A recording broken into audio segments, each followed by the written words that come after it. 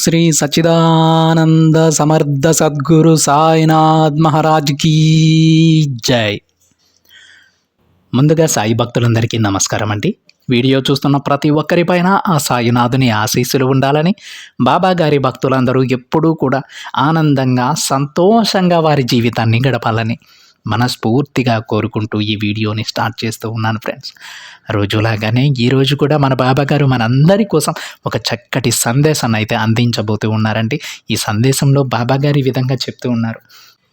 బిడ్డా, నా అనుగ్రహం లేనిదే ఇది నువ్వు చూడలేవమ్మా.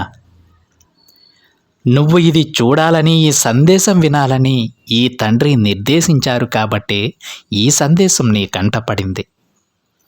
ఒక్కసారి గనుక ఇది చూస్తే నీకు అదృష్టం పడుతుంది తల్లి. ఆలస్యం చేయకుండా వెంటనే విను అని బాబాగారు అంటూ ఉన్నారండి. ఈరోజు బాబాగారు తన బిడ్డలలో ఎవరెవరు ఈ సందేశాన్ని చూడాలో ముందుగానే నిర్దేశించి పంపించారని చెబుతూ ఉన్నారండి.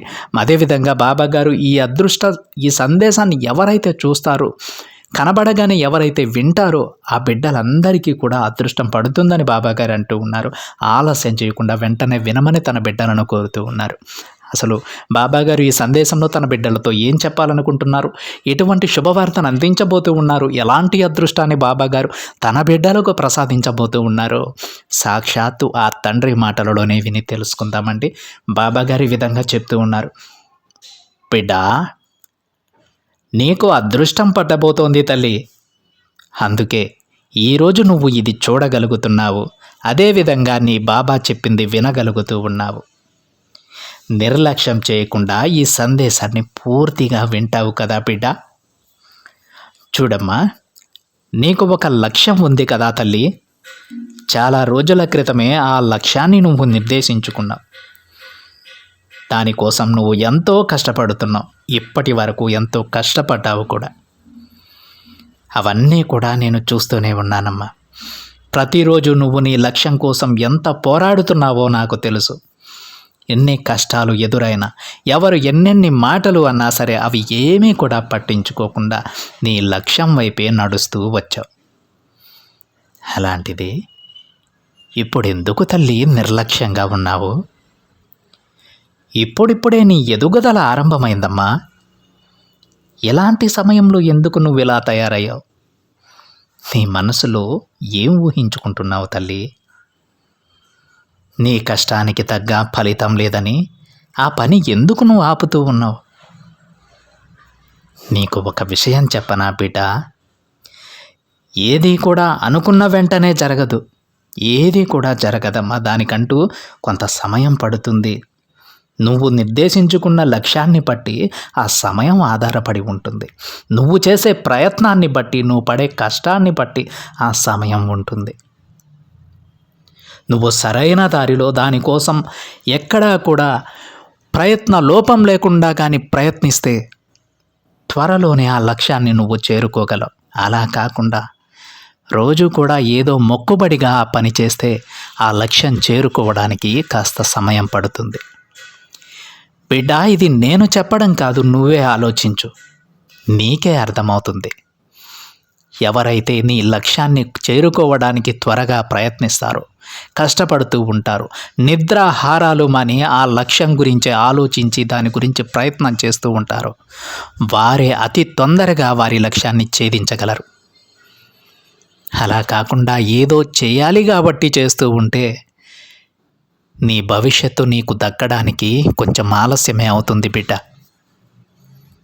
ఇప్పుడు అర్థమవుతుందా తల్లి, నీ బాబా నీకు ఇది ఎందుకు చెబుతూ ఉన్నారు?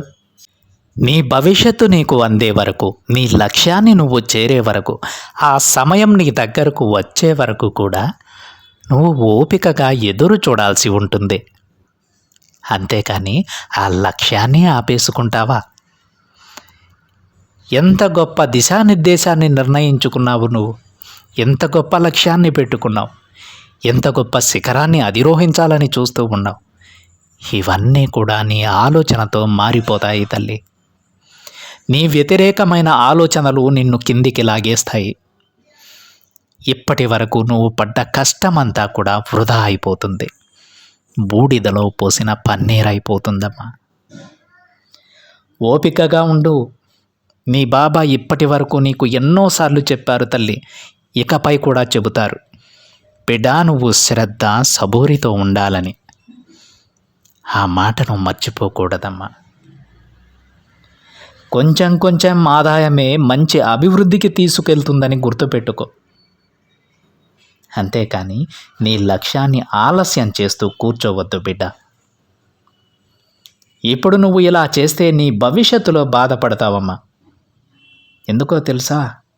అయ్యో, అప్పుడు అలా చేసి ఉంటే బాగుండేది, నా లక్ష్యాన్ని ఆపకుండా ఉంటే బాగుండేది, ఇంకొంచెం కష్టపడి ఉంటే చాలా బాగుండేదని బాధపడతావు. కాబట్టి తల్లి, అలాంటి పరిస్థితి నీకు నీ భవిష్యత్తులో రాకూడదని నీ బాబాని నేను ముందుగానే నిన్ను హెచ్చరించుకుంటూ ఉన్నానమ్మా. ఇప్పుడు నీకు తక్కువ ఆదాయం వస్తుందని నువ్వు బాధపడకు తల్లి. కష్టమైన పనిని శ్రమించి గెలుపు. గెలుపు దగ్గరలో ఉండి వెనకడుగు వేయడం మంచిది కాదు. నేను ఎందుకు ఇలా చెబుతున్నానంటే, ఇప్పటికే నువ్వు గెలుపు దగ్గరలో ఉన్నావు. ఇప్పటి వరకు నువ్వు ఎంతో కష్టపడ్డావు కదా, ఆ కష్టం నిన్ను గెలుపు అంచుల దగ్గరకు తీసుకొచ్చేసిందమ్మా. ఇలాంటి సమయంలో వెనుతిరగవద్దు. ఇక ఆ కొంచెం పని గాని ముగిస్తే తప్పకుండా నీకు గెలుపు వచ్చేస్తుంది తల్లి. కొంచెం పనే మిగిలి ఉంది బిడ్డ.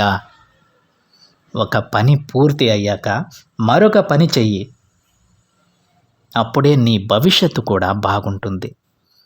అంతేకాని నువ్వు నిర్దేశించుకున్న పనిని మధ్యలో ఆపేసి మరొక పనిని మొదలు పెడతావా? అప్పుడు ఏదీ కూడా పూర్తవదు తల్లి.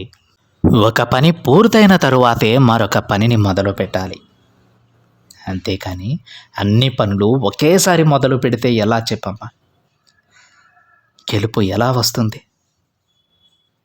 చూడు తల్లి, గెలుపు దగ్గరలో ఉండి వెనుకడుగు వేయడం మంచిది కాదమ్మా. నీ భవిష్యత్తు బాగుండాలంటే నువ్వు ఏ పనినైతే నిర్దేశించుకున్నావో, నువ్వు మొదటగా ఏ లక్ష్యాన్నైతే చేరుకోవాలని అనుకుంటూ ఉన్నావో, అది పూర్తయిన తరువాత మరొక పనిని మొదలుపెట్టు. నువ్వు ముందు మొదలుపెట్టిన పనిని పూర్తి చేయమని నీ బాబా అంటూ ఉన్నారు తల్లి. జాగ్రత్తగా ఆలోచించు బిడ్డ. విజయం రావడానికి కాస్త సమయం పడుతుందమ్మా. ఎలా అయితే ఆరోగ్యంగా ఉండేందుకు శారీరక శ్రమ చేయాల్సి ఉంటుందో అదేవిధంగా. కానీ ఓటమి అలా కాదు తల్లి, ఏది చేయకపోయినా వచ్చేస్తుంది. నువ్వు ఎలాంటి శ్రమ చేయకుండా ఇంట్లో కూర్చొని ఉన్నా అనారోగ్యాలు వచ్చేస్తాయి. దానికి శ్రమించాల్సిన పని లేదు. అందుకే ఎప్పుడైనా సరే కష్టం చేయడానికి వెనకాడవద్దు. నీ శరీరం ఆరోగ్యంగా ఉండాలంటే ఆ శరీరాన్ని కష్టపెట్టాల్సిందే తల్లి. శారీరక శ్రమ చేయవలసిందే. అదేవిధంగా నీ జీవితం బాగుండాలంటే కష్టమైన దారిలో నడిచి తీరాల్సిందే. ఎన్ని ఆటుపోటులు ఎదురైనా సరే ఎక్కి దిగాల్సిందే. అప్పుడే విజయానికి నువ్వు దగ్గరవుతావు. జీవితం బాగుండాలంటే కష్టమైన దారిలోనే నడవాల్సి ఉంటుంది బిడ్డ. ఈ తండ్రి మాట అర్థం చేసుకోవడానికి ప్రయత్నం చేయమ్మా. ఇది నిన్ను కష్టపెట్టాలని నేను చెప్తున్నటువంటి మాటలు కాదు తల్లి. నా ఉద్దేశం అది కాదు. ఈరోజు నువ్వు కష్టపడితేనే రేపు నువ్వు ఆరోగ్యంగా ఉంటావు. ఈరోజు కష్టాల కొలిమిలో నలిగితేనే రేపు సంతోషకరమైన జీవితాన్ని నువ్వు పొందుతావు. బిడ్డ, నీ బాబా ఏం చెప్తున్నాడో నీకు అర్థమైందనే అనుకుంటున్నానమ్మా. చూడు తల్లి, నీ మనసులో నువ్వు కొన్ని విషయాలు దాచుకుంటున్నావు బిడ్డ. అలా దాచుకున్న విషయం మంచిదా చెడ్డదా అని తెలుసుకోలేకపోతూ ఉన్నావు. నీలో దాగి ఉన్న ఆ వ్యక్తిని గుర్తించు. జీవితంలో ఎదగడానికి కష్టపడు, ప్రయత్నించు. ఇంకా సాధించాల్సింది ఏంటంటే బిడ్డ, నీ ఆర్థిక పరిస్థితిని బాగు చేసుకోవడమమ్మా.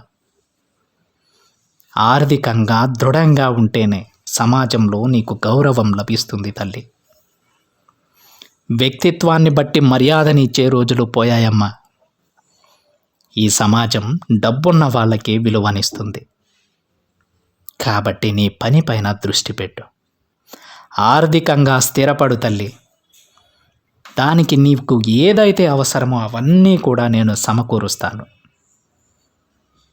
అప్పుడు నీ జీవితం ఎలా ఉండాలి అని అనుకుంటున్నావో అలానే ఉంటుంది.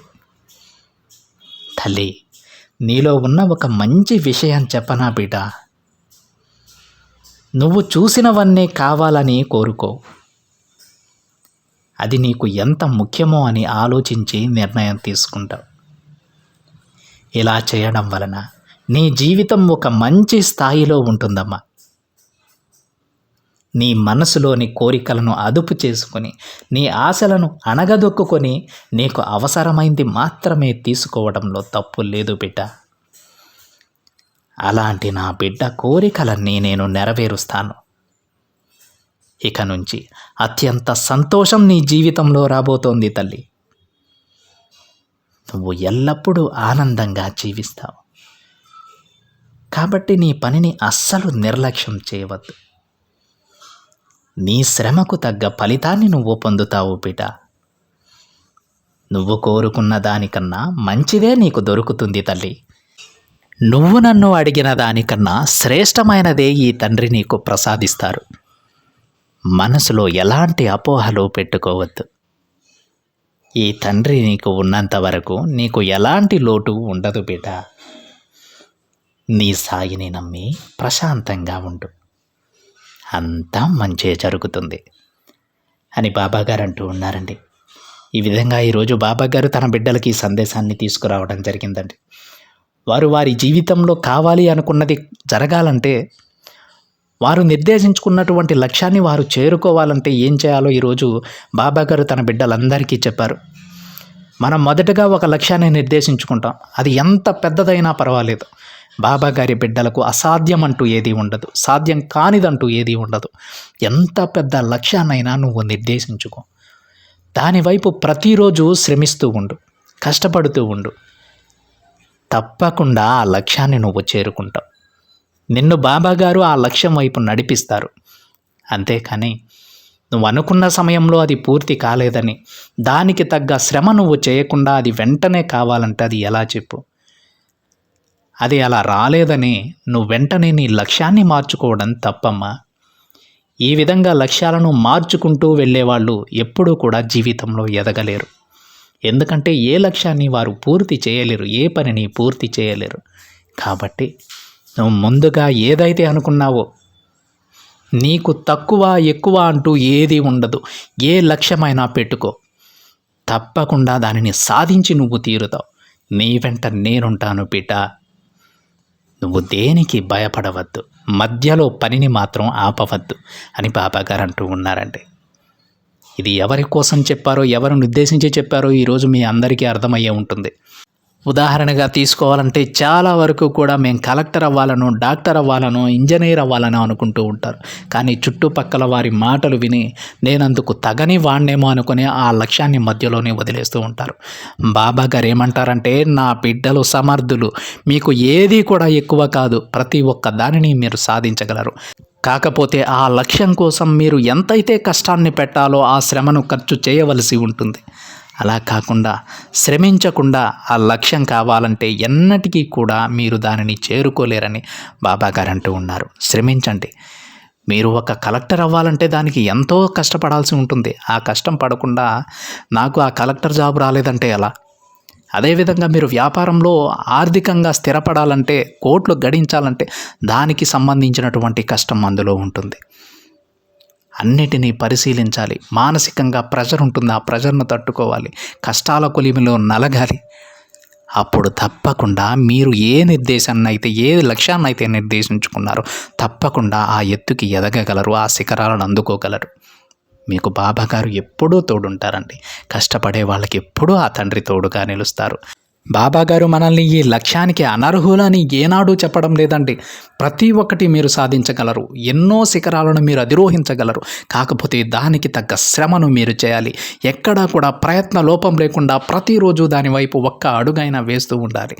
అలా ఎవరైతే ఉంటారో, ఏ బిడ్డలైతే నిరంతరంగా కృషి చేస్తూ ఉంటారో వారికి తప్పకుండా ఆ లక్ష్యాన్ని నేను అందిస్తాను అని బాబాగారు అంటూ ఉన్నారు. అర్థమవుతుందా అండి? ఈరోజు బాబాగారు ఎందుకు ఈ సందేశం చెప్పారంటే, మనం చాలా రోజుల వరకు కూడా చాలా రోజుల నుంచి ఒక లక్ష్యాన్ని నిర్దేశించుకొని కష్టపడుతూ ఉంటాం. ప్రతిరోజు కూడా దాని వైపే నడుస్తూ ఉంటాం. ప్రతిరోజు కూడా దాని గురించి ఆలోచిస్తూ ఉంటాం. ఇలా కష్టపడుతూ ఉన్నటువంటి సమయంలో ఎంతో మానసిక వేదనను భరించి అక్కడి వరకు వచ్చినటువంటి తన బిడ్డలు ఉన్నట్టుండి వారి లక్ష్యాన్ని మార్చేసుకోవడం జరుగుతుందండి. ఆ భయంతోనే బాబాగారు ఈ సందేశాన్ని తీసుకువచ్చారు. తన బిడ్డలను హెచ్చరిస్తూ ఉన్నారు. నువ్వు ఎంత కష్టపడ్డావో నాకు తెలుసు, ఎంత శ్రమను ఖర్చు చేసావో నాకు తెలుసు. విజయానికి 2 అడుగుల దూరంలో నిలబడిపోయి ఉన్నావు తల్లి. ఇటువంటి సమయంలో నువ్వు ఆ లక్ష్యాన్ని వదిలేసి మరొక లక్ష్యం వైపు అడుగు వేయవద్దు. మరి కొద్ది రోజులు శ్రద్ధ సబూరితో ఉండు. ఇదే కష్టాన్ని కొనసాగించు. తప్పకుండా నువ్వు ఆ లక్ష్యాన్ని సాధిస్తావమ్మా. నీ జీవితం అద్భుతంగా మారబోతోంది తల్లి. నీ తండ్రి అంత తొందరగా వచ్చి హెచ్చరిస్తూ ఉన్నారంటే నువ్వే ఆలోచించు. నువ్వు చాలా దూరం వచ్చేసావు. పొరపాటున కూడా వెనకడుగు వేయవద్దు తల్లి. మరొక 2 అడుగుల దూరంలోనే ఉన్నావు. శ్రద్ధ సబూరితో ఉండు తల్లి. మరి కొద్ది రోజులు నీ బాబాని నమ్ము. నీ బాబాపై విశ్వాసం ఉంచు. నువ్వు కోరింది నీ దగ్గరుంటుంది. అద్భుతమైన జీవితాన్ని నువ్వు పొందబోతున్నావు బిడ్డ అని బాబాగారు తన బిడ్డలకు చెప్తూ ఉన్నారు. ఎవరు కూడా బాబాగారు ఈరోజు చెప్పినటువంటి ఈ సందర్భం ఎవరి జీవితంలో ఉందో వారి గురించే తండ్రి ఈ మాటలు చెబుతూ ఉన్నారు. పొరపాటును కూడా వెనకడుగు వేయొద్దండి. చాలా కష్టపడ్డారంట. కొన్ని సంవత్సరాల పాటు మీ శ్రమ దాంట్లో ఉందట. ఆ శ్రమను వృధా అయిపోతుంది. ఆ శ్రమ మొత్తం వృధా అయిపోతుంది ఇప్పుడు. కానీ మీరు కనుక వెనక్కి తిరిగితే అంటే బాబాగారు అంటూ ఉన్నారండి. ఇప్పటికే మనకు అర్థమైపోయి ఉండాలండి బాబాగారు ఎవరిని ఉద్దేశించి ఈ సందేశాన్ని తీసుకొచ్చారు. మన జీవితంలో అలాంటి సందర్భం కనుక ఉంటే మీరు పొరపాటును కూడా వెనకడుగు వేయనే వద్దండి. అతి కొద్ది రోజులలో మీరు అనుకున్నటువంటి లక్ష్యాన్ని మీరు చేరుకోబోతూ ఉన్నారు. అనుకున్న లక్ష్యాన్ని సాధిస్తే వచ్చేటువంటి సంతోషం ఎలా ఉంటుందో మీకు ఒక్కసారి ఆ విజయాన్ని అందుకున్న తర్వాత మాటలలో వర్ణనాతీతం అండి. ఆ మాటలు కూడా రావు ఆ సంతోషాన్ని చెప్పడానికి. అంత గొప్ప అదృష్టాన్ని పొరపాటున కూడా మీరు చేజార్చుకోవద్దు. బాబాగారు చెప్పిన మాటలు ఈ శుభవార్త మీకోసమే అని మీ మనసుకు అనిపిస్తే పొరపాటును కూడా మీ లక్ష్యాన్ని మార్చుకోవద్దు. ఇది ఫ్రెండ్స్ ఈరోజు బాబాగారి సందేశం కనుక మీకు నచ్చినట్లయితే ఒక చిన్న లైక్ చేయండి ఫ్రెండ్స్. మరింత మంది మన బాబాగారి భక్తులకైతే ఈ సందేశాన్ని షేర్ చేయండి. మొదటిసారిగా ఛానల్ని చూస్తున్న వాళ్ళైతే తప్పకుండా సబ్స్క్రైబ్ చేసుకొని పక్కనే ఉన్న బెల్ ఐకాన్ని యాక్టివేట్ చేయండి. మరొక బాబాగారి సందేశంతో మరొక వీడియోలో కలుద్దాం. అంతవరకు ఓం సాయిరామ్.